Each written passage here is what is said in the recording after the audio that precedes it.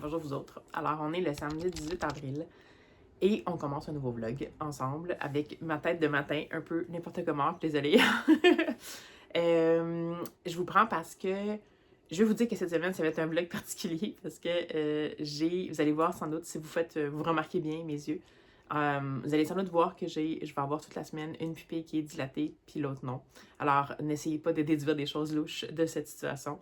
J'ai juste une infection dans un de mes yeux, et qui demande un traitement qui fait en sorte que, entre autres, que la pupille doit dilater. Donc, rien de grave ou d'insurmontable, mais juste faites pas le saut, là, ça se peut que vous trouviez ça bizarre pour les prochains jours.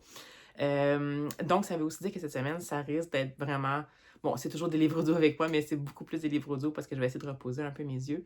Ou alors des lectures rapides comme des romans graphiques, ce qui tombe bien parce que j'en ai quand même pas mal à lire. J'ai commencé déjà une lecture, mais je suis pas sûre que je vais la continuer. Je vous la présente quand même, je vous dirai si c'est un abandon ou pas. J'ai décidé de commencer finalement pour la première fois après tant d'années à avoir conseillé cet auteur à des gens par, disons, euh, affinité croisée avec d'autres auteurs. Mon premier, Guillaume Musso. Donc, j'ai jamais lu de Guillaume Musso.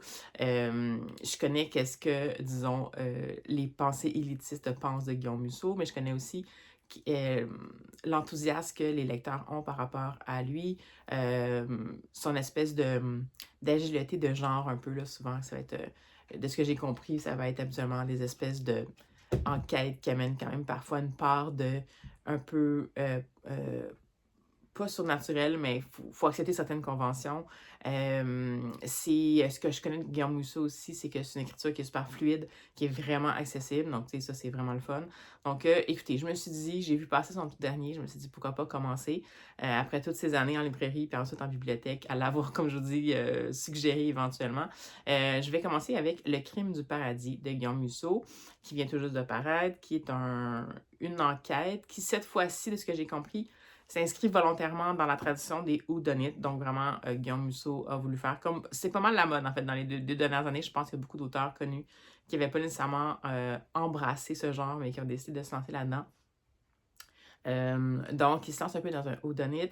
Ça va se passer dans les Antibes, dans une espèce de grand manoir, et la prémisse est que un enfant a été enlevé et que c'est un moment où cette espèce de villa-là, il y avait beaucoup de gens à l'intérieur qui étaient des invités de marque, et cet enfant-là a disparu. Et bien voilà, on ne le retrouve pas pour le moment et on va faire appel à la brigade mobile, je pense de Marseille, parce que ça fait partie de leur juridiction, et ils vont débarquer là. On va avoir un trio d'enquêteurs un peu particuliers. Je pense Joseph Lacaisse ou Lac, je pense qu'il est le commissaire. Puis bon, évidemment, les autres qui vont suivre avec des personnalités assez distinctes. Joseph Lacaisse qui est un commissaire, tout ce qu'il y a de plus... je dirais pas typique, mais quand même, c'est vraiment le commissaire qui va pas bien en santé mentale. Il a connu... Oh, j'ai oublié de vous dire aussi, ça se passe quand même au début du 20e siècle. Donc, il a connu la Première Guerre mondiale, puis ça l'a complètement détraqué, ça l'a mis complètement hors service au niveau santé mentale, puis il essaie juste de sortir de ça le mieux qu'il peut à une époque où, bon, c'est pas comme non plus euh, super accepté. Je sais pas si c'est la première ou la deuxième, peut-être que je vous donne une époque qui est pas bonne, mais en tout cas, bref, c'est quand même une des guerres qu'il a connues. Et après ça, évidemment, ses compagnons, on a un jeune, je sais pas si c'est un brigadier ou un constable, mais qui est là, qui lui vient de la rue et qui a été en fait un peu recruté par Joseph Lacasse en disant qu'en fait il avait arrêté, puis il a fini par le suivre en disant mais je vois ton potentiel, il n'a pas eu une enfance facile et tout, puis qui a fini par l'aider à passer le concours pour devenir policier. Et un autre, je pense, personne sur le terrain qui est typiquement accent du Sud et tout ça, qui est là. Bref, fait qu'on va les suivre dans cette enquête-là. Une enquête 5 étoiles avec des invités de marque dans un lieu, bon, c'est des îles, donc le principe du whodunit, puis dans un lieu, peut-être un genre de huis clos. A priori, ça avait beaucoup de pistes pour me plaire. En plus, ça a l'air qu'il y a des clins d'œil assez évidents et voulus, en fait, à Agatha Christie, parce qu'il y a une des invitées qui est dans cette villa-là, qui s'appelle Agatha Harding, donc qui est considérée comme la reine du crime, donc on s'entend que la référence est assez claire. Donc j'ai commencé en livre audio, et je ne sais pas, à date. L'écriture est correcte. Je ne sais pas si c'est le narrateur qui fait que j'ai l'impression que c'est comme le narrateur, l'approche qu'il a, c'est une approche assez, il fait différentes voix, beaucoup d'accents. Donc, c'est très amplifié, disons. Donc, est-ce que c'est ça que Guillaume Musso voulait faire aussi par rapport à ses personnages? Vraiment y aller avec des archétypes, puis jouer vraiment dans les structures qui sont du type âge d'or du roman policier, avec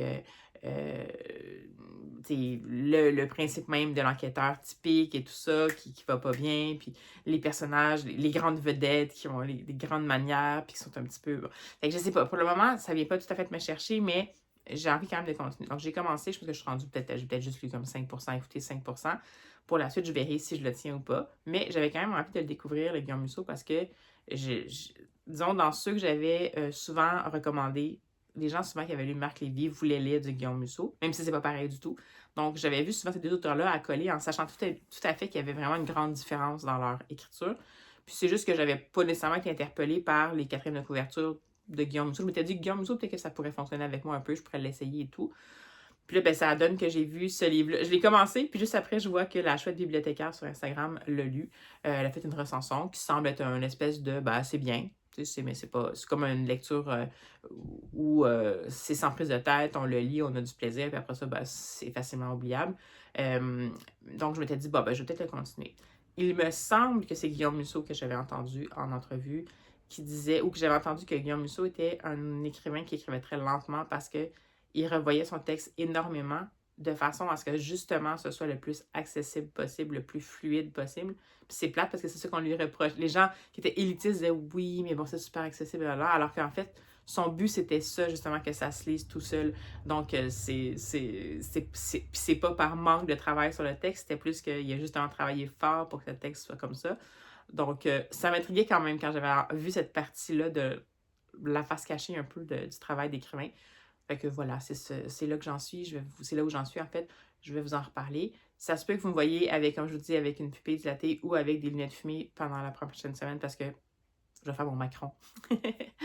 Parce que mes yeux réagissent beaucoup à la lumière, donc ça se peut que je vais le faire. Comme même là, je me suis dans un petit coin étrange de la maison que vous avez jamais vu, en fait. Mais parce que on a la chance aujourd'hui, évidemment, que depuis que j'ai ça, depuis hier et aujourd'hui, c'est les 2 journées qui sont les plus ensoleillées depuis genre les 3 dernières semaines. Et évidemment que la luminosité est élevée. Mais est-ce que je vais pouvoir en profiter? Pas vraiment. C'est pas grave. Alors voilà, sur ce, ben, après ce premier segment finalement, allez, on poursuit ça, ce vlog-là.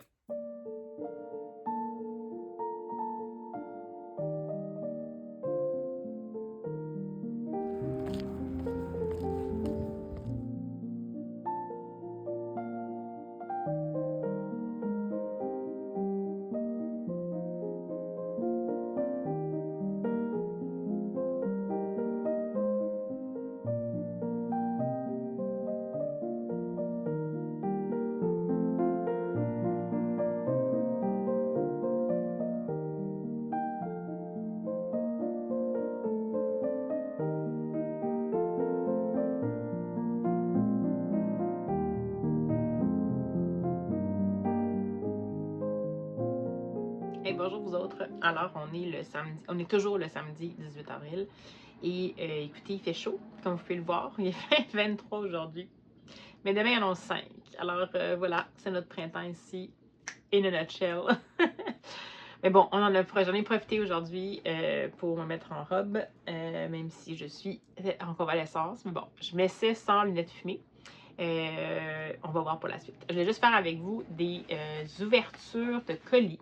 Parce que j'ai eu vraiment plein d'arrivées. En fait, j'ai pas été à la poste pendant un bout. Puis finalement... Alors, bien entendu, c'est toujours acheté avec mes sous, là, mais bon, c'est pas grave. Sauf celui-ci, qui est en fait un concours que j'ai gagné, qui a été fait sur Instagram par la maison d'édition Comme des géants. Et si je me souviens bien, c'est un tiré à part d'une illustration d'un album que je trouvais trop belle, puis que j'ai gagné. Donc, je suis vraiment contente. Alors, je vais ouvrir ça avec vous. Je ne pensais pas le recevoir si tôt parce que... trop beau. Donc, c'est une illustration d'Anna Walker. Donc, c'est ça. C'est un tiré à part en version limitée. Un ex libris. C'est un extrait de l'album Entre toi et moi d'Anna Walker. Et puis, ça m'a été donné avec une petite carte ici, illustrée par Kin Leng, une de mes illustratrices favorites. Mais regardez comme c'est beau, là, je sais pas, j'ose pas trop. Je vais voir si, sans le reflet, si vous le voyez quand même bien. Hop. Voilà. Donc, c'est vraiment beau. Je trouve ça superbe. Alors, c'était mon petit lot gagné. Ben ça, je suis bien contente. C'est rare, je gagne jamais rien sur Instagram, mais je m'étais dit que j'allais prendre une chance et ça a valu la peine. Donc, merci beaucoup aux éditions Comme des Géants pour le concours.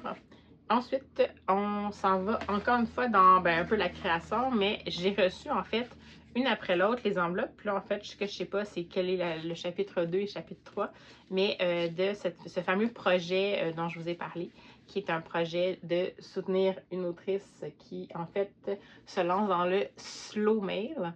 Non, le snail mail. Ben, écoutez, là, ce que je vais faire, c'est que je ne sais pas s'il y en a qui sont abonnés à cette série-là, mais sachez qu'en ce moment, j'ouvre les enveloppes numéro 2 et 3. Donc, on va voir le contenu. Donc, si vous ne voulez pas vous faire divulgacher, ben, à partir de maintenant, je les ouvre. Donc, je vais commencer avec l'enveloppe violet. Je vais essayer de faire mieux que la dernière fois. Puis, je me suis encore pas munie d'un... Ah, je l'ai réussi. Je l'ai réussi! Alors, est-ce que ce serait le... Oui, c'est le chapitre 2. Ben, écoute, je suis donc bien heureuse. Alors, voici ce que contient l'enveloppe. Et bon, comme toujours, le fameux code QR pour écouter le deuxième chapitre. Je pense que j'aurai de la misère avec ça. Ensuite, une illustration d'un placard à balai, d'après ce que je peux voir. Voilà. Ensuite, la fiche d'un des personnages qui, dans ce cas-ci, est Archibald P. Valmont. Et enfin, le fameux chapitre 2, qui tient toujours sur une feuille 8,5-11 recto verso, donc 6 pages. Voilà. Alors, voilà pour le chapitre 2. J'ai même pas commencé encore le chapitre 1. Ça pourrait être une belle chose à faire, justement, parce que j'ai les codes QR en audio. Donc, je pourrais peut-être juste, étant donné que là, avec mes yeux, c'est moyen, je pourrais peut-être justement me lancer dans l'écoute de ceci. Et allons-y pour le chapitre 3. Est-ce que je vais y arriver encore? Oui! Donc, cette fois-ci, voilà.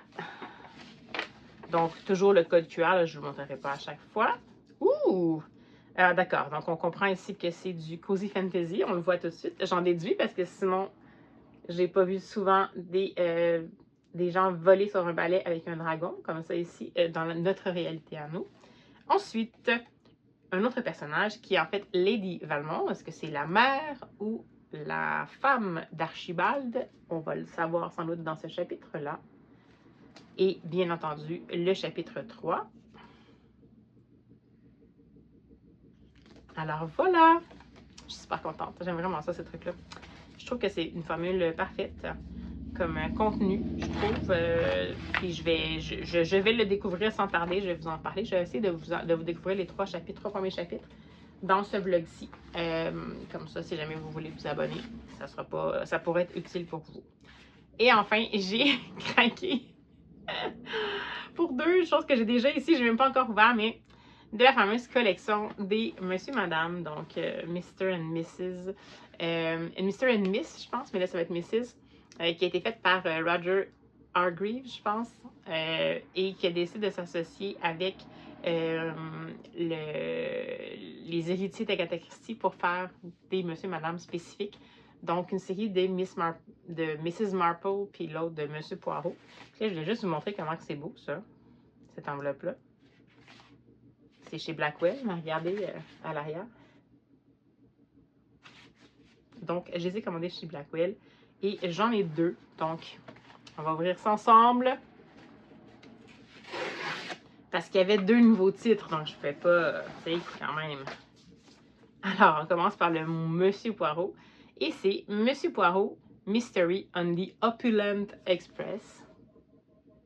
Et non pas The Orient Express. Trop cool. Ah ah! On a ici Monsieur Fessy qui a l'air de s'envoler dans la neige avec un lingot d'or. J'ai bien hâte. Il va falloir aussi que je lise ça.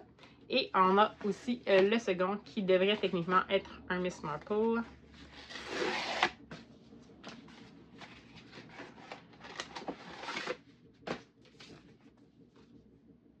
Oui, et c'est Little Miss Marple Bump in the Library. Donc, sans doute pour le Body in the Library, mais quand même, trop hot. Je sais pas si je peux vous montrer. Ben oui. Fait que je crois que c'est quelqu'un qui a été assommé par un livre dans une bibliothèque. Alors voilà, donc mes réceptions, les deux, Monsieur et Mrs. Poirot, Monsieur et Mrs. Monsieur Poirot et Little Miss Marple, les deux chapitres de Snail Mail et le super lot concours, encore une fois, que je vous remontre de Comme des géants. Alors voilà pour moi. Sinon, écoutez, je suis en train d'écouter Le Crime du Paradis. Je pense qu'à chaque 5 minutes, je me demande si je vais le terminer ou pas. Parce que, à date, ça me garde totalement à distance des personnages. J'ai pas du tout envie de me sentir interpellée par les personnages. J'ai pas d'empathie envers les personnages.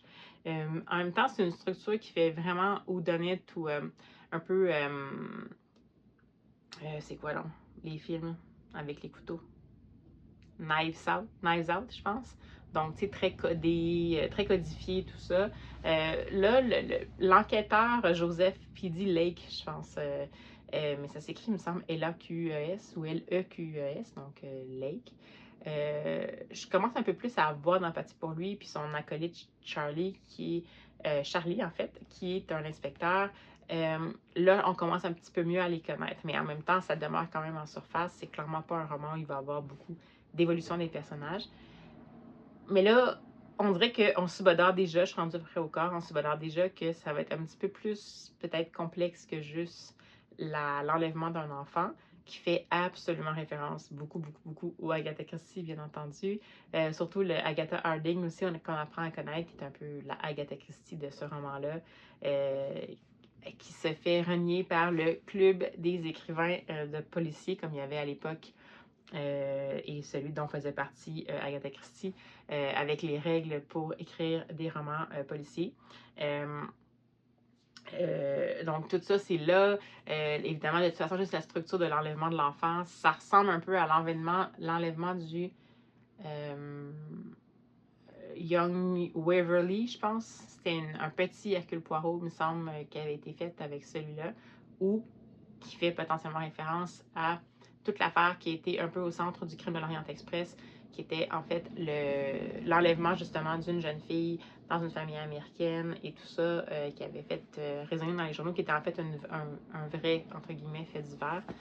Donc, on a un peu ça qui résonne là-dedans, clairement, avec les personnages impliqués. Mais là, plus ça va, puis plus on perçoit que, en fait, c'est assez sombre. Là, on est vraiment rendu dans quelque chose qui va au-delà de disons, ce qu'on pourrait voir comme crime lié à c'est des vedettes et tout ça, mais on est vraiment dans l'enfer de la drogue.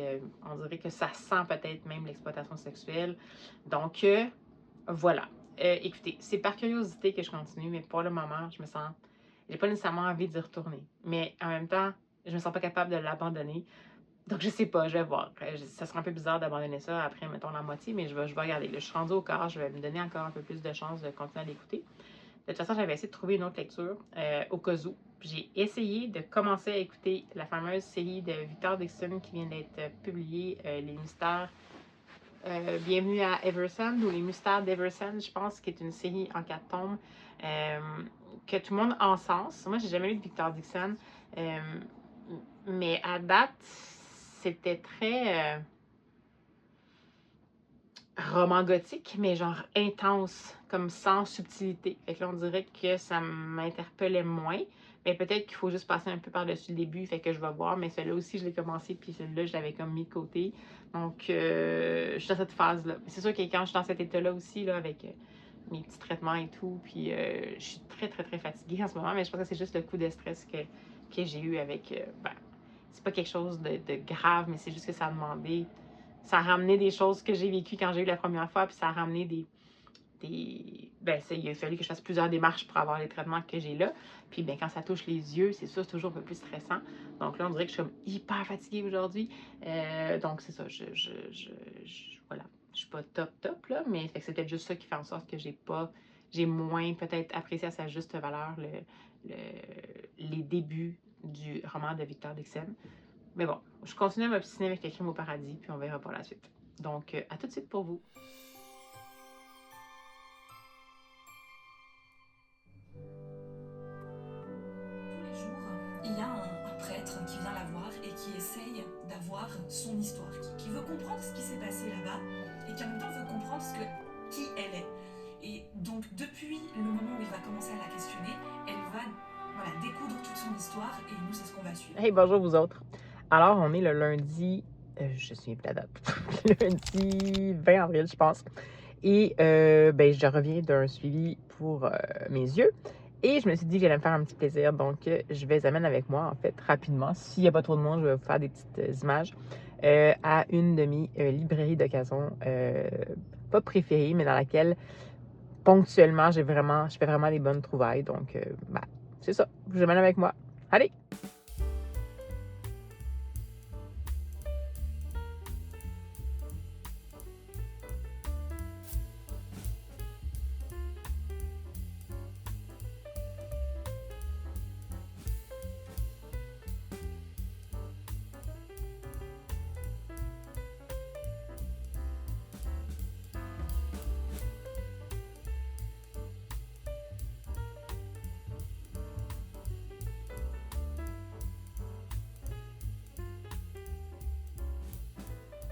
Et bonjour vous autres. Alors, me revoici. Finalement, c'était quand même une bonne récolte.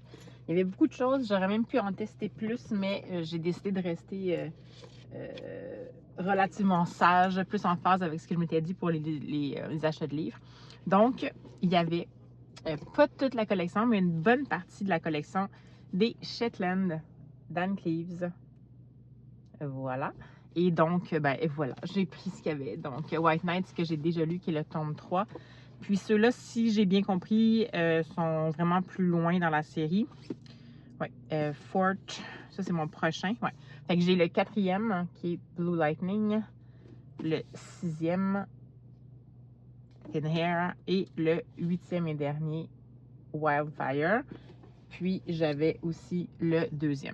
Donc, on est allés dans le 2, 4, 6, 8. Donc ça, je suis super contente parce que Anne Cleeves, j'aime vraiment beaucoup son écriture. Puis c'est le genre de livre que je vais avoir à la maison. Puis j'aimais bien les éditions quand même. Donc voilà. Et sinon, je me suis essayée avec une petite science-fiction d'un auteur dont j'ai entendu parler, mais je n'en ai jamais encore lu. Donc j'ai pris un Alain Damasio. Et cette fois-ci, c'est La zone du dehors, qui, si j'ai bien compris, est une réécriture d'un livre qui en fait, c'était La zone du dehors qui a été réécrit finalement. Et c'est une science-fiction qui se passe en 2084. Et la 4e de couverture dit: Orwell est loin désormais. Le totalitarisme a pris les traits bonhommes de la social-démocratie. Souriez, vous êtes gérés. Les citoyens ne s'oppriment plus, ils se fabriquent. À la pâte à normes, au confort, au consensus. Copie conforme, tout simplement. Au cœur de cette glu, un mouvement, une force de frappe, des fous, la volte. Le dehors est leur espace, subvertir leur seule arme. Amenés par Capt, philosophe et stratège, le peintre Camillo et le fulgurant Slift, que rien ne bloque ni ne borne, ils iront au bout de leur volution, en perdant beaucoup, en gagnant tout. J'étais vraiment intriguée. Donc voilà, mon premier Alain Damasio potentiellement. Et c'est ça ma récolte de ce jour-ci. Je poursuis ma petite balade impromptue du lundi de congé parce qu'il faut que j'aille chercher du café, donc en profiter pour manger un petit quelque chose. Puis après ça, je vais revenir sagement à la maison, reposer mes yeux et profiter du restant du congé. Donc, ben voilà, à tout de suite!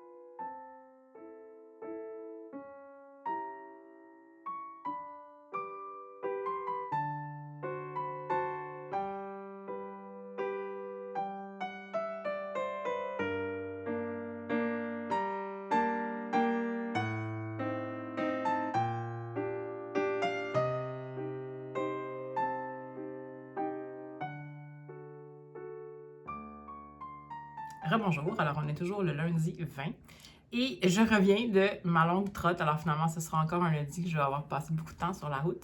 Mais bon, j'avais mon suivi ce matin puis j'ai décidé d'aller me promener un peu. J'ai continué aussi ma lecture audio de Buried. Est-ce que je vous avais parlé de la lecture audio que j'ai faite? Je pense que non. OK. J'ai déterminé... J'ai choisi finalement une lecture audio après en avoir essayé plusieurs. Et je me suis lancée dans Buried Angels de Camilla Lackberg, donc La faiseuse d'anges en français, si jamais ça peut vous dire quelque chose. Et moi, c'est ça, je l'écoute en anglais parce que j'ai trouvé la version audio en anglais et que, comme je vous ai déjà dit, je trouve que la traduction du suédois vers le français pour les Camilla Lackberg, j'ai l'impression qu'elle a comme mal vieilli ou que pour moi, il y a trop de... c'est trop franchouillard. Puis je sais que ça se passe en Suède, mais on dirait que pour moi, ça crée comme une espèce de décalage, alors que la traduction anglophone est plus neutre, donc ça ne m'accroche pas trop. Après, je pense aussi que la traduction française, elle est faite à partir de l'anglais plutôt qu'à partir de la version originale suédoise, mais ça se peut que je me trompe. Bref, nous voici dans le fameux Camilla Lackberg, dans la série des... Patrick Edstrom et Erika Falk. Ce fameux duo de policier pour Edstrom et journaliste écrivaine pour Erika Falk. Donc, on est toujours à Fjällbacka. Je me semble que c'est un tome 8, fait que c'est sûr que je peux pas vous en donner beaucoup de détails, ou pas les détails précis, parce que dans cette série-là, les personnages principaux et, disons, secondaires importants ont une grande évolution d'un tome à l'autre au niveau de leur vie personnelle, leurs défis personnels, leurs questionnements. Donc, c'est un peu plus difficile pour moi de vous en dire beaucoup. Mais en gros, on va retrouver, dans le fond, la bande habituelle, toujours à Fjällbacka. Et Patrick Edstrom va être appelé sur une scène de... Est-ce qu'il va être appelé sur la scène directement? Parce qu'il va être appelé à intervenir parce qu'il va y avoir eu un incendie dans une bâtisse qui est une ancienne colonie de vacances, qui est sur une île pas loin de Fjällbacka. Et il va devoir se retrouver là parce que, en fait, il y a eu un incendie, mais il y a des signes que potentiellement, c'était pas un incendie accidentel. Et, dans le fond, il va aller là pour un peu enquêter. La personne qui était là, en fait, le couple qui était là lorsqu'il y a eu le feu, c'était, la femme, en fait, habitait là quand elle était jeune. Et elle a fait partie d'une espèce de phénomène un peu dont tout le village parlait parce que, à un très jeune âge, il y a des gens qui se sont rendus compte, en fait, qu'elle avait été abandonnée toute seule sur l'île alors qu'elle faisait partie d'une famille de, il me semble, un couple et 3 autres enfants, ou quelque chose comme ça, ou 4 autres enfants. Et c'était la journée du dimanche de Pâques et il y a eu quelqu'un qui a appelé pour dire qu'il y avait quelque chose qui s'était passé à cette demeure-là. Puis quand la police est arrivée, ils ont juste retrouvé la petite fille qui s'appelle Ebba, qui était là, toute seule, pleurant, et jamais de traces des parents et des autres enfants. Donc, c'est resté une espèce de mystère. L'enquête a eu lieu dans le passé, puis c'était vraiment en 1900... Je me souviens plus c'est quelle année, mais peu importe. Donc, il y a cette partie qui était dans le passé. Et c'est cette fameuse femme-là qui est de retour. Elle a hérité finalement de la maison de ses parents une fois que ça a fait assez longtemps puisque ses parents ont été déclarés morts, officiellement morts. Elle s'est fait adopter par des gens, puis ça s'est bien passé son adoption. C'est juste que, elle a quand même eu une jeunesse pas évidente. Puis quand Patrick Edstrom va arriver là, ça va tout de suite titiller l'âme curieuse d'Erika Falk parce que dans le passé, elle avait fait des recherches sur cette fameuse famille-là, la famille disparue, dans le fond. Puis là, elle va comme comprendre entre les lignes, même si Patrick Edstrom, il essaie de respecter la loi puis il dit pas des choses spécifiques à Erika Falk, dans le sens où elle fait pas partie du corps policier. Et elle va finir par comprendre que ça concerne une famille au sujet de laquelle elle a toujours eu envie de faire plus de recherches. Donc, évidemment, comme on connaît Erika, qui ne prend pas vraiment au sérieux le fait de ne pas s'impliquer dans des choses, des enquêtes policières, elle va se lancer dans une espèce d'enquête de son côté pour essayer de savoir qu'est-ce qui s'est passé finalement à l'époque. Qu'est-ce qui a généré cette disparition-là? Pendant que Patrick Edstrom, avec son équipe, va essayer d'élucider le mystère de l'incendie et éventuellement réaliser que peut-être que tout ça est lié. Bon, sans doute un peu, sinon il n'en parlerait pas. Et en parallèle de ça, donc non seulement on a la partie au présent qui est la partie qui a débuté avec l'incendie, on a des références au passé de Ebba, donc quand elle était plus jeune, Et voilà, donc on a cette partie-là qui est comme dans le passé. Puis on a eu un autre saut dans le passé à partir de 1905 à 1919 ou 1925, bref, où on va suivre une jeune femme qui s'appelle Dagmar, qui à l'époque avait été un peu lancée dans le système, en fait sans filet, dans le système un peu de soutien social quand on était venu arrêter ses parents parce que sa mère était accusée d'être une, entre guillemets, faiseuse d'ange. La traduction franco-franchouillarde, faiseuse d'ange, qui absolument fait référence dans le jargon à l'époque, les femmes qui procédaient à des avortements clandestins. Mais dans ce cas-ci, c'est pas clair si c'était vraiment ça que ça faisait référence. En anglais, c'est Buried Angels, donc les anges enterrés. On comprend que c'est peut-être pas tant les avortements clandestins plutôt que les gens allaient chez elles pourtant. Les femmes désespérées allaient chez elles pour lui confier des enfants dont ils ne pouvaient pas prendre soin.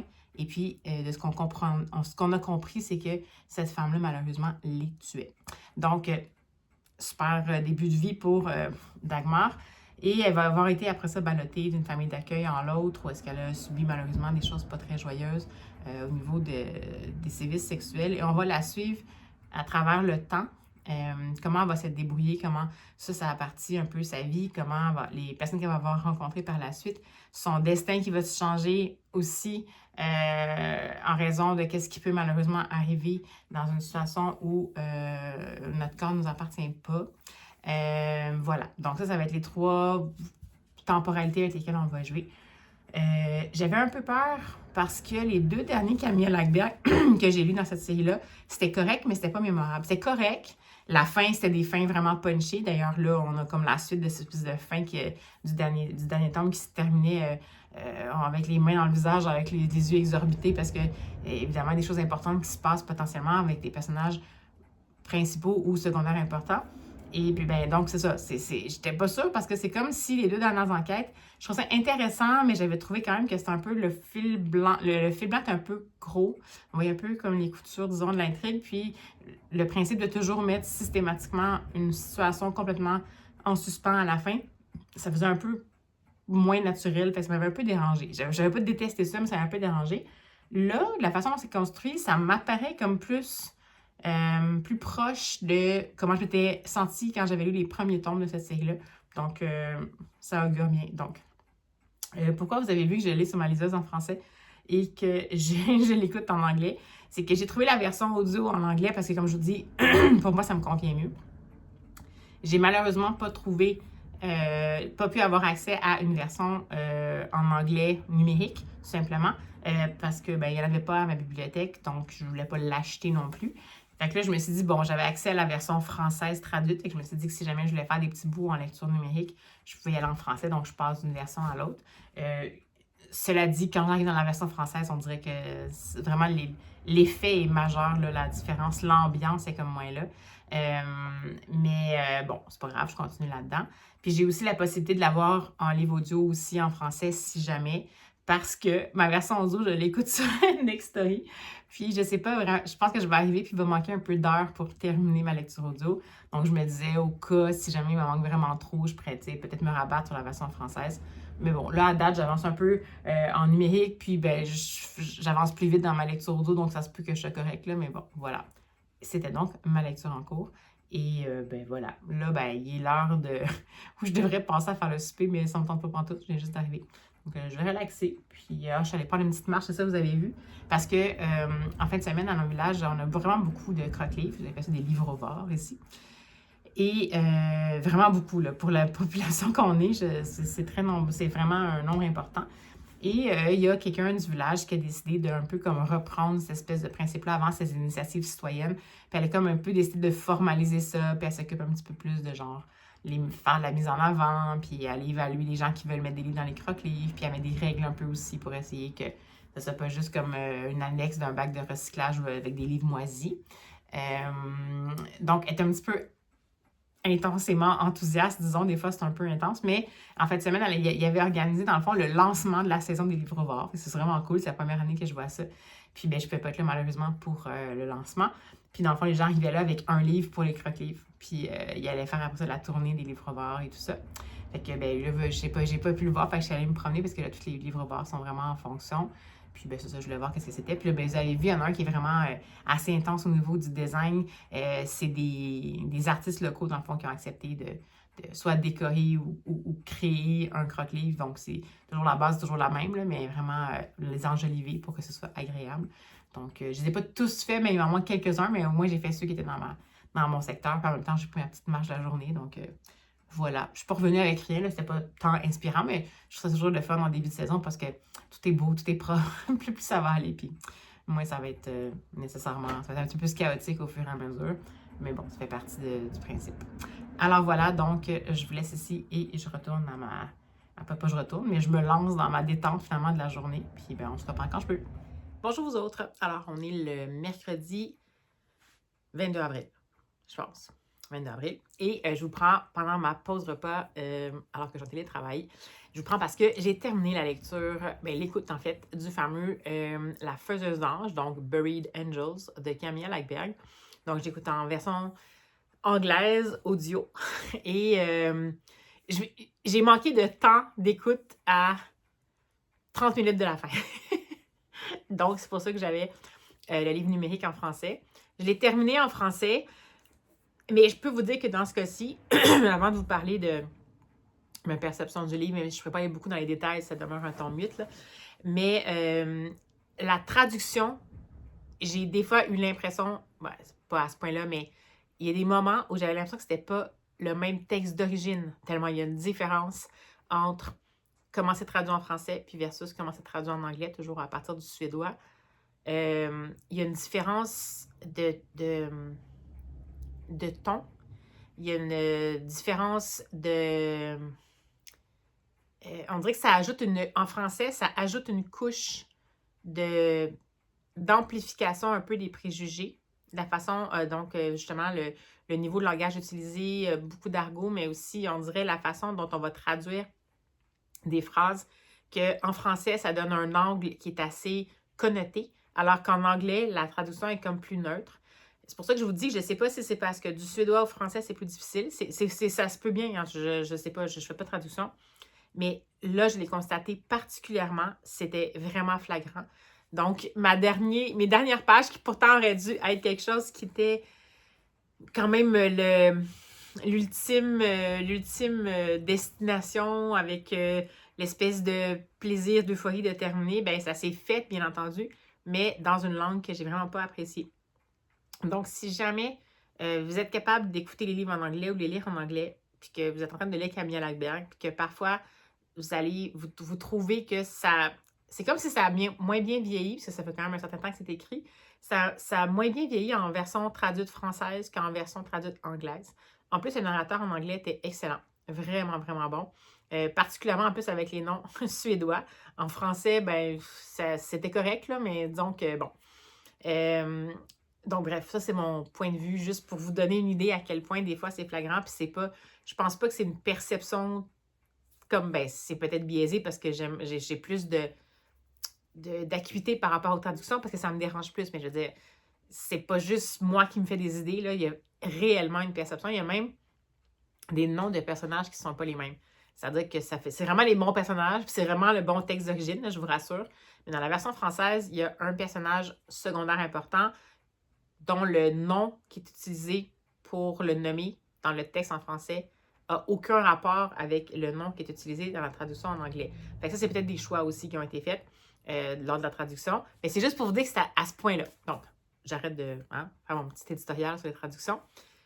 J'ai vraiment adoré ce tome-là. Adoré comme dans C'est troublant, ça demeure un thriller, c'est quand même le côté sombre de l'humain qu'on voit particulièrement là-dedem, mais comme dans la plupart des tomes, justement, des Camilla Lackberg. Mais c'était un des tomes, et j'avais une bonne intuition, c'est un des tomes qui a été enlevant pour moi, comme l'ont été les premiers tomes de la série de Patrick Edstrom et Erika Falk. Donc, j'ai adoré ça. La construction était vraiment là, travailler un rythme serré, une montée en tension absolument implacable, mais pas non plus trop vertigineuse d'un coup. Donc, on était comme sur un faux plat pendant tout le long. Puis, à un moment donné, on s'est rendu compte qu'on était vraiment rendu dans la montée de tension. Puis, ce qui est intéressant, c'est que on le sent pas tant venir. Puis à un moment donné, on est comme, voyons, je suis donc bien oppressée par la situation. Puis c'est là qu'on réalise que l'autrice a vraiment fait bien son travail parce que on s'est laissé emporter, on est avec les personnages, puis on, on- on est vraiment avec eux littéralement. On est rendu que les personnages nous ont interpellés suffisamment pour que à la fois leurs interactions entre eux ou avec le contexte ou les aléas qu'ils vont rencontrer, ainsi que en tant que tel, le déroulement des événements de l'intrigue vont faire en sorte que ça fonctionne, la formule fonctionne. Donc, rythme assez, pas rapide, mais rythme assez soutenu avec, disons, un dernier tiers avec un rythme très enlevant, montée de tension super bien exécutée, intrigue vraiment bien tricotée parce que, ben, tu sais, je veux dire, on a beaucoup de soupçons pendant l'intrigue de dans quelle direction ça va se diriger, mais en même temps, on n'a pas tant de possibilités de savoir exactement qu'est-ce qui va se passer. Donc ça, c'est assez bien tricoté pour que ça attise notre curiosité, ça nous donne l'impression par moment qu'on a peut-être des chances d'y arriver avant les personnages principaux, à la vérité, tout en nous tirant souvent le tapis en dessous des pieds, comme c'est la structure standard quand même dans le roman policier. Les personnages, toujours aussi bien construits, une intériorité qui est assez riche. On se concentre quand même plus, toujours dans ces tomes-là, sur certains personnages de toute la bande qu'on a connue. Mais quand même là, ce qui est intéressant, c'est qu'on va avoir une espèce de plongée plus particulière on a toujours une plongée plus particulière vers d'autres 2 à 3 personnages. Là, on a vraiment une plongée particulière dans la réalité vue par Erika Falk et la réalité vue par Gusta, qui est un des policiers qui travaille avec Patrick Ekstrom et d'autres personnages aussi qui sont au cœur, malheureusement, de ce qui a généré potentiellement le lancement de l'enquête. Donc, mais c'est intéressant parce que la bande de personnages récurrents, on va toujours en découvrir. On a quand même le point de vue de Patrick Ekstrom, mais on l'a un peu moins. On l'a plus comme... En fait, non, on l'a pas, je pense. Patrick Ekstrom, on l'a à travers le point de vue de Gusta ou de Erika Falk. On le voit évoluer, mais on n'a pas son point de vue intérieur tant que ça. Donc, c'est pour ça que je vous dis qu'il y a ça. Aussi, l'alternance entre les différentes temporalités. Cette fois-ci, j'ai trouvé qu'elle était très fluide. Souvent, dans les romans, les romans noirs scandinaves ou les polars scandinaves, on le sait qu'il va y avoir une double temporalité. C'est comme un peu la structure standard. C'est souvent une double ou une triple temporalité. Puis là, puis des fois, c'est comme prévisible. On se doute de ce qui va arriver. Là, la structure est quand même là, dans le sens qu'on va avoir 3 temporalités. La temporalité actuelle, une temporalité lointaine et une temporalité intermédiaire qui nous amène tranquillement jusqu'aux événements en tant que tels de la temporalité actuelle. Mais même si on a compris comment ça fonctionnait, je trouve que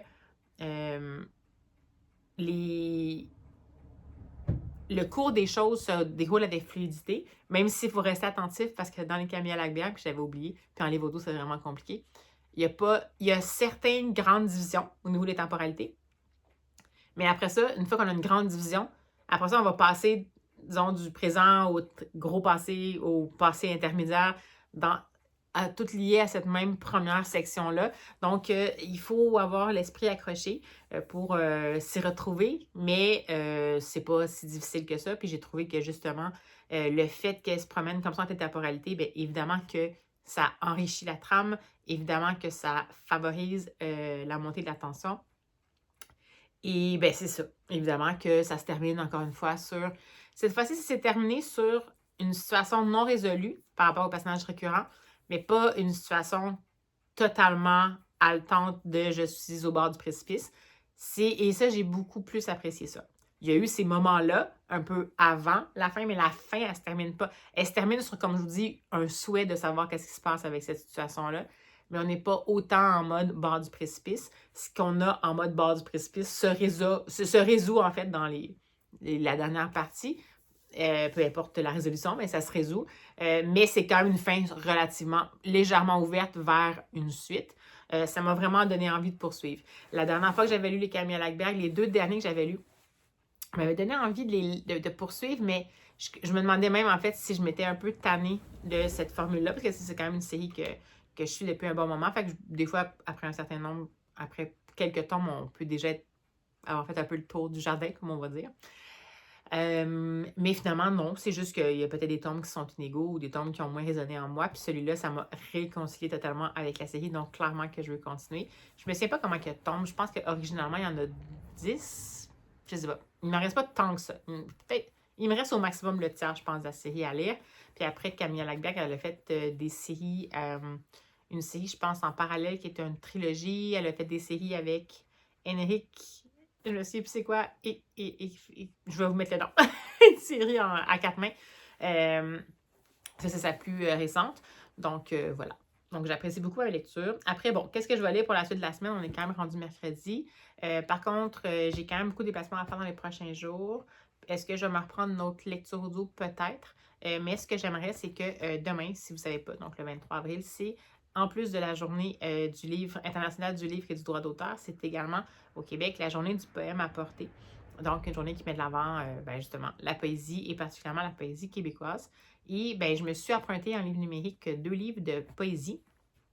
Un livre d'une autrice que j'ai connue à travers des romans et qui semble participer au lancement d'une collection particulière qui met de l'avant de la poésie, c'est plus des vers libres, disons, par des auteurs qui ont été connus particulièrement pour des romans avant ça. Donc, il y aurait peut-être ce livre-là. Je ne vais pas vous en parler tout de suite parce que on va garder un petit peu de suspense. Et il y a également un autre livre de poésie. Je me souviens plus, j'ai emprunté cette nuit, c'est pour vous dire. Parce que oui, je fais encore de l'insomnie, ça arrive. Bref, celui-là, je sais aussi que j'avais super envie de lire. C'est également de la poésie québécoise. Je vois, on dirait, la couverture. Je sais pas si c'est aux éditions de ta mère, je pense. Je me souviens plus. Anyway, bref. Fait que j'aimerais peut-être ça demain pouvoir en lire un des deux, peut-être à ma pause repas, puis vous en parler. Juste comment, pour célébrer un peu la journée du poème apporté. Puis, c'est ça. Donc, écoutez, je vous tiens au courant pour la suite des choses, mais ça va encore être une décision pour le prochain livre audio. À tantôt!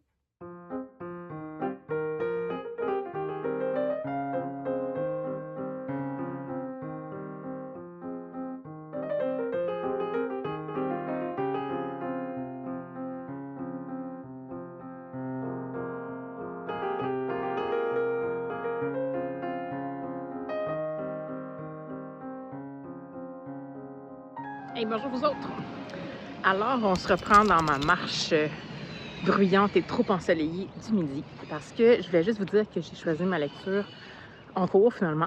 J'ai décidé de me lancer dans, pour me faire plaisir, retrouver un narrateur audio que j'aime beaucoup. C'est rare que je choisis un livre à cause du narrateur audio, mais j'ai retrouvé le fameux Christophe Brault que j'avais redécouvert avec joie dans l'écoute du dernier Fred Vargas. Et cette fois-ci, je le retrouve dans sa narration des enquêtes de William Wisting, comme je vous avais dit. Et je suis rendue en fait au tome 13. On ne fera pas l'historique bizarre des publications en français des enquêtes de William Wisting de Jornir Horst parce qu'elles n'ont pas été publiées en français à partir du début. Donc on a commencé, je pense, à l'enquête numéro 6 ou 7. Et après ça, dans le fond, on suit le cours des choses. Et donc, je suis rendue à l'enquête numéro 13 qui s'intitule « Le mal en personne ». J'écoute la version audio qui est disponible chez Écouter Lire. Et c'est toujours aussi agréable d'avoir ce fameux Christophe Brault qui nous souffle à l'oreille une enquête qui est, ma foi, absolument sordide et dégueulasse. Parce qu'on va suivre, encore une fois, William Wisting qui va enquêter, pas enquêter, mais qui va se retrouver mêlé à une espèce de gros cafouillage policier. C'est-à-dire qui peut être mêlé à une reconstitution qui va avoir été demandée par la police, par une partie de la police pour essayer de permettre à un détenu qui était qui a reconnu qu'il avait fait des crimes très sordides, donc très cruels. Il s'en prenait à des femmes au niveau violence physique, sexuelle, torture, tout ce que tu veux, name it, c'était ce qu'il faisait. Et donc, il s'est lancé là-dedans et on lui avait dit, en fait, à ce détenu-là qu'il avait accepté de collaborer en échange, en fait, je pense, je sais pas si c'était une réduction de peine, mais bref, il avait dit, on va reconstituer la scène, vous allez venir avec nous, puis vous allez nous montrer où est enterré le corps d'une des victimes qui n'avait jamais été retrouvée. Donc, on se retrouve dans cette espèce d'expédition-là avec William Wisting, qui lui était techniquement la personne responsable de cette espèce de reconstitution-là, comment on va gérer la sécurité, mais évidemment, ça se faisait avec plusieurs corps policiers. Et malheureusement, les choses ne se déroulent pas comme prévu et le détenu va s'enfuir avec plusieurs conséquences, à part le fait qu'il s'enfuit. Il y a aussi la manière dont il va le faire, ça va avoir un impact sur les personnes présentes. Les personnes présentes sont, entre autres, des policiers et policières, ainsi que la fille de William Wisting, Lina, qui avait un contrat avec la police pour faire des prises d'images pour certains cas, des fois qui voulaient documenter. Puis elle, en plus, est en train de travailler sur un documentaire en tant que tel sur le fameux prévenu, le fameux accusé, le fameux meurtrier, finalement, qui était là. Donc, voilà. Elle est là, elle s'en sort indemne, mais bien évidemment, comme on connaît Lina, comme elle était sur place, elle va quand même rapidement vouloir savoir qu'est-ce qui s'est passé, puis elle est quand même en possession des fameuses images, puis rapidement réalise que finalement, on dirait que c'était comme presque voulu que ça se passe comme ça, parce que cette personne-là, le meurtrier, avait l'air d'avoir potentiellement un complice qu'ils n'ont jamais réussi à attraper. On est là-dedans. En plus, s'y mêle à ça le côté un peu complot louche de est-ce que c'était prévu? Est-ce qu'il y a eu de l'aide? Et là, on a l'air de vouloir faire porter le chapeau de ce cafouillage-là à William Wisting parce qu'officiellement, il était responsable de la reconstitution, mais lui, il se rend compte qu'il y a plein de choses qu'on lui a cachées dans ses collègues, comme le vrai objectif de cette reconstitution-là qui lui avait été demandé, qui n'était peut-être pas nécessairement de trouver l'emplacement du corps. Donc voilà, je suis là-dedans. C'est vraiment prenant. Je le dévore complètement. En plus, je l'écoute, donc ça va. Mais je sais pas trop si je vais être capable je sais même pas si je vais ne pas le... Je vais recommencer ma phrase. Je sais même pas si je vais pas le finir aujourd'hui, tellement que je suis dedans. C'est quelque chose que je peux écouter en faisant d'autres tâches, des déplacements et tout ça. Donc voilà, je suis en plein dans cette lecture-là. Alors, c'est tout ce que j'avais à vous dire, parce que là, je suis à bout de bras, puis que je suis essoufflée, puis que quel bel angle avantageux je vous offre. Mais je vous reprends pour vous dire, si je trouve le temps de faire une lecture pour la journée du poème à porter, qui est aussi aujourd'hui la journée mondiale du livre et du droit d'auteur. Donc, je vais voir ce que je peux faire pour aujourd'hui pour un peu célébrer ça, puis vous en parler. Et je vous tiens au courant. À plus! Bonjour vous autres. Alors, on est le vendredi 24 avril, je crois. Et je vous prends avant d'aller courir, encore une fois, parce que drôle le matin, encore une fois. Encore un suivi pour problème d'yeux. Faut que je cours au boulot, puis je travaille encore jusqu'à ce soir. C'est des grosses semaines ce temps-ci.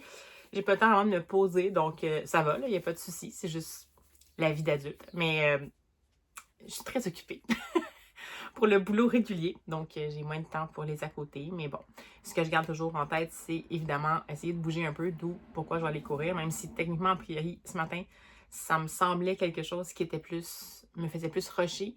Mais dans le fond, au bout du compte, ça me permet de évacuer un peu ma fébrilité, disons, et ça va peut-être juste me faire du bien pour la suite des choses. Donc, allons-y avec les bonnes habitudes.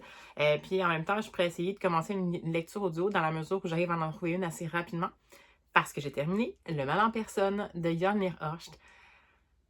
Ma foi, ce tome était terrifiant d'efficacité. Mais c'était sordide. C'est trop avertissement. Genre, vraiment, là. Celui-là, habituellement, Jan Hirhorst, il va pas tant dans les descriptions, mais là, dans le fond, étant donné que ce qui est au centre de l'intrigue, finalement, c'est la situation dans laquelle William Wisting va se trouver, c'est-à-dire l'évasion d'un détenu qui a commis des crimes cruels, en fait, dans le passé, et qui va nous amener au sein de cette espèce de part-là de l'âme humaine. En fait, le principe de la cruauté pour des gens pour qui, dans le fond, c'est une pathologie, pas dans le sens où ça excuse tout, mais dans le sens où les repères de bien et de mal sont absolument comme pas présents. Ce qui veut dire que ça va très loin dans la cruauté. Et là, ici, on parle bien entendu de sévices corporels, sexuels, torture, tout ça. Absolument, c'est absolument pas mon genre de prédilection. Et absolument, Jan Hirhorst aborde ces sujets-là par la bande. Bien entendu, on est toujours dans les crimes, donc on voit que c'est jamais sain, là, c'est toujours noir et tout ça, et sombre et tortueux. Mais là, on est vraiment au sein d'une psyché humaine qui est vraiment malade, entre guillemets, ben, ouais, malade, dans le fond, qui est vraiment pas du tout de repère d'empathie, mais c'est moins qu'on puisse dire, et qui est même violente et tout. Et il y a de la description, puis c'est assez rare, dans le fond. Il n'y a pas beaucoup de descriptions, mais il y en a quand même suffisamment par le biais de compte rendu de ce qui s'est passé, par, disons, qui vont se passer un peu au sein de l'enquête, et par à certains moments de l'intrigue. Je ne peux pas vous en dire beaucoup parce que, premièrement, c'est un tome 13. Deuxièmement, cette structure-là de ce tome-là est vraiment en mode thriller, donc je ne peux pas vous en dire beaucoup, sinon ça va tout vous gâcher votre plaisir de lecture. Mais donc, à certains moments, la plupart du temps, les descriptions de ce qui va se passer, qui sont sordides et cruelles et affreuses et insupportables, sont faites par le biais de, comme je vous disais, de compte rendu d'enquête. Donc, on a des détails, mais on en a, mais c'est pas sur une longue période. Par contre, il y a certains moments dans l'histoire où on va être plongé au sein de cette cruauté-là directement, donc pas de façon indirecte à travers l'enquête. Et ben là, ça, c'est insoutenable. En tout cas, en livre audio, c'est insoutenable. J'avoue qu'il y a des bouts que j'ai avancé peut-être l'équivalent d'une minute, là, parce que j'étais juste comme, c'est beau, je comprends qu'est-ce qui va se passer, mais j'ai pas vraiment envie de l'entendre. D'autant plus que j'avais le fameux narrateur Christophe Brault, qui est un narrateur extraordinaire, et qui est extraordinaire aussi pour rendre ces descriptions-là absolument pour les rendre absolument insoutenables, ce qui est une bonne chose parce que ça devrait pas être soutenable parce que c'est quelque chose d'horrible. Mais bon, bref. Pour revenir à Jornir Horst et son écriture, j'ai trouvé que dans ce roman-là, on avait vraiment un équilibre. Ça dépend vraiment des tomes. Dans celui-là, on a vraiment un équilibre assez vraiment bien fait puis assez équitable entre les parcours des deux personnages principaux, donc William Wisting sous la forme d'enquêteur et sa fille Line dans ces fameuses enquêtes journalistiques qui finissent toujours par... C'est du journalisme d'enquête, donc par défaut, elle sera jamais là, elle sera jamais à un endroit où elle a vraiment le droit d'être et ce sera jamais vraiment sécuritaire pour elle de toute façon parce qu'elle va souvent, habituellement, elle s'attaque à des sujets qui sont dérangeants, donc par défaut pas communs, puis souvent qui vont amener une certaine part de danger. D'autant plus, comme je vous disais, que dans celui-là, on comprend qu'elle est en train de faire un documentaire sur un criminel en particulier, qui est celui qui finalement s'évade. Donc, cette approche-là, qui est à deux points de vue, fonctionne extrêmement bien, comme d'habitude avec Jornir Horst. On s'y retrouve très, très bien. On va suivre l'évolution des personnages concernés, leur évolution personnelle quand même à travers l'enquête. Il y a un peu moins d'évolution personnelle dans ce tome-là de Jornir Horst, c'est-à-dire qu'il y a des choses qui se passent dans la vie personnelle de William Wisting et de sa fille, mais c'est pas le tome où il se passe le plus de choses majeures, mais par contre, on va les voir évidemment vivre qu'est-ce qui va se passer, l'impact que ça va avoir. C'est une situation, sans égard au fait que c'est très cruel, que c'est absolument horrible comme situation, comme contexte, en fait, qui vont suivre, puis dans lequel les péripéties vont s'enchaîner et plus ça va aller, puis plus ils vont tourbillonner dans la noirceur humaine. Sans égard à ça, ça demeure quand même un contexte qui va avoir des dommages collatéraux généraux et des dommages collatéraux sur les deux personnages principaux.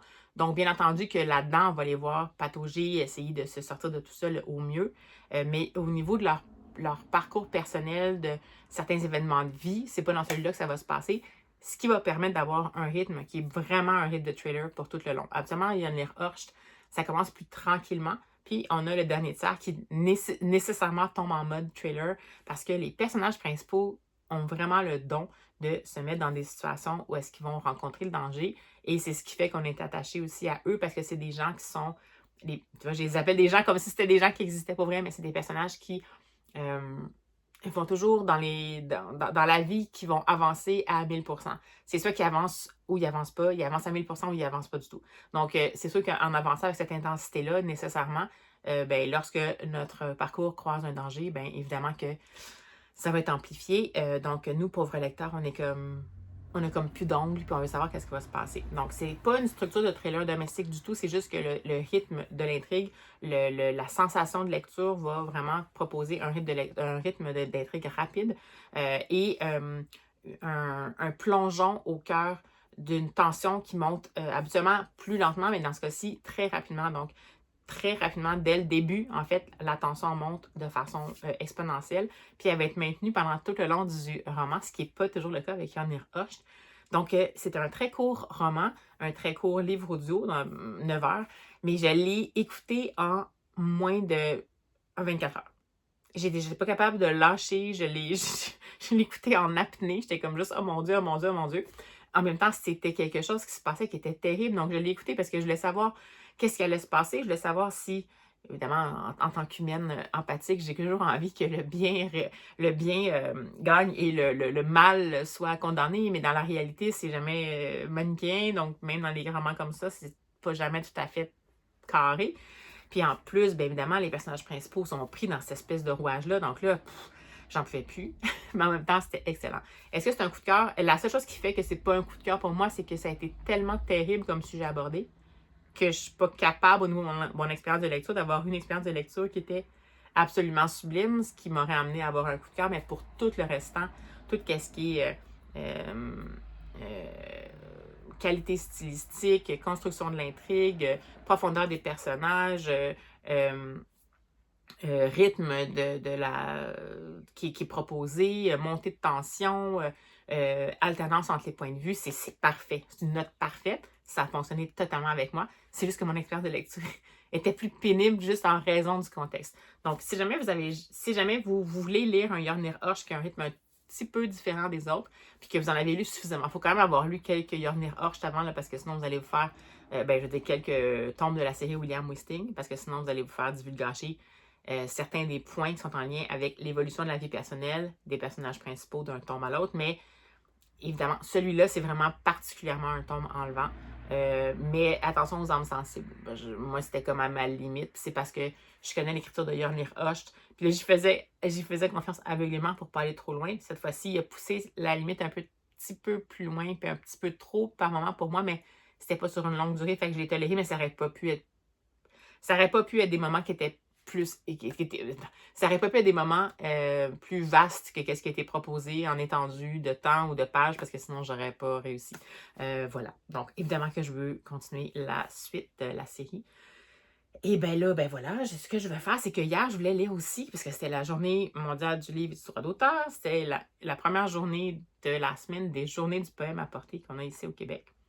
Puis je voulais lire un roman en vers libre pour l'occasion. Mais j'ai pas eu le temps. Évidemment, j'ai pas eu le temps du tout. Donc, c'est le livre que je vais lire. Puis je vais lire aujourd'hui. Je vais vous faire une recension. Puis après ça, on va clore le vlog. Ça s'appelle Les Scènes Noires. C'est de je me souviens plus du nom. Je vais pas massacrer son nom. Donc, je vais vous le mettre ici. Et c'est publié aux éditions Ta Mère. Et c'est considéré, qui appelle ça... le sous-titre de Les Scènes Noires, c'est Curriculum vitae afro-québécois. Donc, ce qu'on comprend, c'est un personnage qui est arrivé ici. Je pense que c'est la première génération de parents immigrants. J'ai pas tout à fait bien saisi encore. Et qui va nous raconter un peu son day-to-day en tant que personne qui vit dans une famille nouvellement arrivée au Québec ou en tout cas immigrante, avec tout ce que ça comporte de plusieurs travails, certains sacrifices et tout ça, la perception de la société par rapport à cette famille-là. On parle ici d'une famille afro-québécoise qui habitait à Québec. Pour avoir déjà habité à Québec, c'est une ville quand même qui est plutôt homogène au niveau ethnicité. Là, ça a changé avec les années, mais en tout cas, c'est quand même pas la ville multiculturelle comme Montréal, donc les gens sont moins exposés à une variation ethnique et culturelle, ce qui fait que j'imagine que ça fait une grosse différence dans la perception, en fait, des gens par rapport à, justement, par exemple, une famille afro-québécoise. Donc, ça m'intéressait vraiment beaucoup, ce point de vue-là. Et c'est divisé par comme petit bribes un peu de... là, elle disait curriculum vitae, là, c'était indiqué curriculum vitae, mais peut-être comme expérience de travail ou expérience de vie ou bribes de vie. Puis c'est proposé en vers libre, donc c'est assez court. Je vais, 86 pages, je pense, 85-86 pages. Donc, ça va être mon objectif aujourd'hui, c'est de le lire, mais je vais quand même sans doute commencer une nouvelle lecture audio, dont je ne vous parlerai pas, parce que je vais sans doute commencer le nouveau vlog aussi. Et on se retrouve après ma course. Non, pas tout de suite. On se retrouve sans doute pendant ma pause repas ou demain après-midi, lorsque j'aurai lu Les Scènes Noires et que je vais pouvoir vous en parler. Alors voilà, sans plus tarder, je vais courir.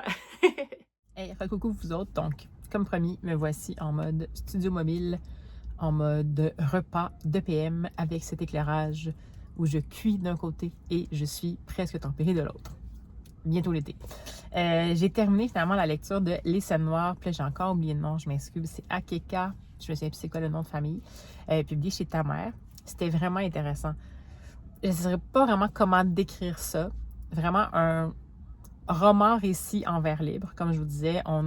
En fait, c'est vraiment le récit d'un fils, première génération d'un fils d'immigrant, qui a commencé sa vie à Québec puis qui finit par s'en aller à Montréal éventuellement. Et puis toute disons, sa culture du travail depuis son jeune âge, tous les emplois qu'il a fini par faire. Il y en a fait plusieurs. Il y a eu des rêves, il y a des rêves qu'il n'a pas nécessairement atteints, mais finalement, c'est raconté par petits bribes de réalité, par petits, je sais pas, petits conseils de sages indirects, toujours avec des ancrés dans la réalité, malgré tout. Donc, c'est vraiment toujours un récit, ça tient sur une page à peu près, comme je vous disais, en vers libre. Puis ça nous permet vraiment de voir comment il a commencé tranquillement à faire évoluer sa perception de la vie. Donc, ce qu'on comprend, puis c'est indiqué aussi en 4e de couverture, mais c'est qu'au départ, il va vraiment choisir de poursuivre sa quête d'emploi pour essayer toujours d'avoir un emploi de plus en plus stable ou de l'argent parce qu'il avait vraiment besoin, parce que c'était pas nécessairement une famille qui avait beaucoup de sous, tout ce qui est aléa de vie étudiante et travailler en même temps. Mais éventuellement, au fur et à mesure de ses expériences variées et vraiment pas toujours faciles, il a fini par trouver des moments des moments précieux et inattendus. Donc, c'est super intéressant. C'est vraiment la voix, une jeune voix de quelqu'un qui, justement, comme je vous dis, fait évoluer sa pensée au fur et à mesure de ses expériences. Un peu cliché de dire l'école de la vie, mais c'est un peu ça.